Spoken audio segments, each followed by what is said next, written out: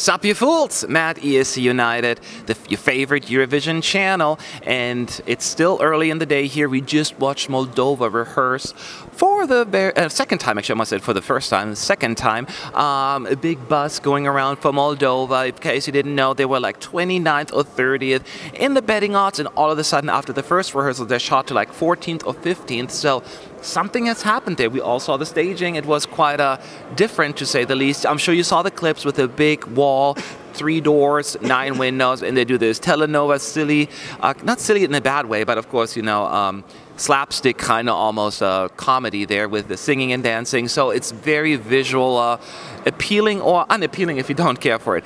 But I would like to hear from you guys. Your first, not your first, but your second impression. Any improvements you think they're just consistent, or what should they change? Tell me, Fernando. I haven't noticed any major changes. They have been consistent. The timing, they improved it a little bit, but it won't catch the eye that much. But you can notice that now they are much more comfortable and confident.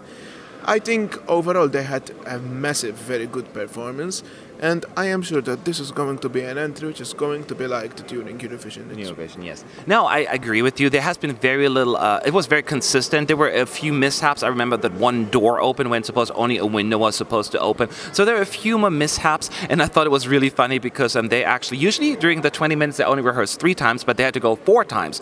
Or not had to, but probably, you know, had time enough to go 4 times. This is an exhausting rehearsal, so at the very end, when they're like, and we're done, they're all just like, oh. And that really, really cracked me up. But they kept it up. I've heard that they rehearse on a day-to-day basis. Oh, really? So, yes. So, it is something that they are putting a lot of effort in. Yeah. In fact, if you scroll down in our videos, we had an interview with Moldova today. And they are really lovely people. And also with them, there's Philip, who's their director. Yes. And you should watch it because there's something interesting about it. A little detail that is in there? They will watch it. Okay, we'll find out. We'll find out soon enough. But Efe, tell me your thoughts. Any changes, any improvements, just overall idea? As I told in my review 1 of Moldova, I said gagged. I'm more gagged right now. Because Moldova is surprising me this year, because when the studio version first published, I haven't been feeling, you know, that mood, that kind of gagged mood that I'm having here. But yeah, the performance is totally amazing. And the telenovela thing, it really works, it's really funny, it's really enjoyable, it entertains all the people, and I'm 100% sure that it's gonna, you know, entertain people who watches in their television as well.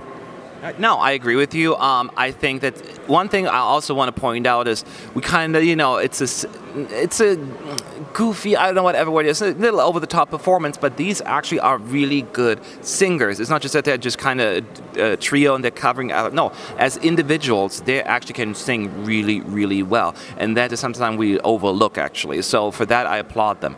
And the only criticism I have is that it feels as during the chorus, they need to highlight those particular singers a little bit more. It seems as the backup vocalists are a little bit too loud.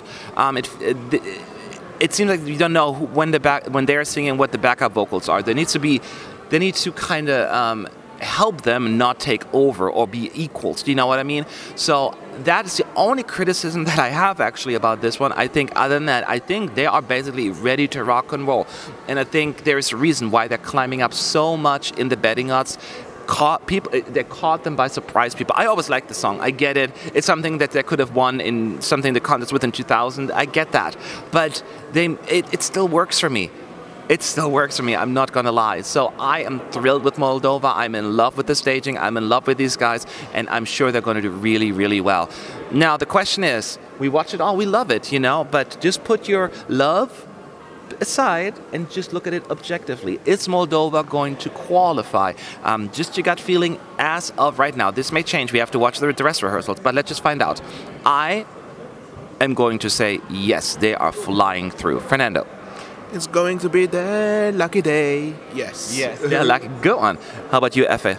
Well, it looks like it's already qualified, but I want to say yes. Yes. A big yes. A big yes. So 3 big yeses from us. And that means, as of right now, ESC United predict Moldova is going through.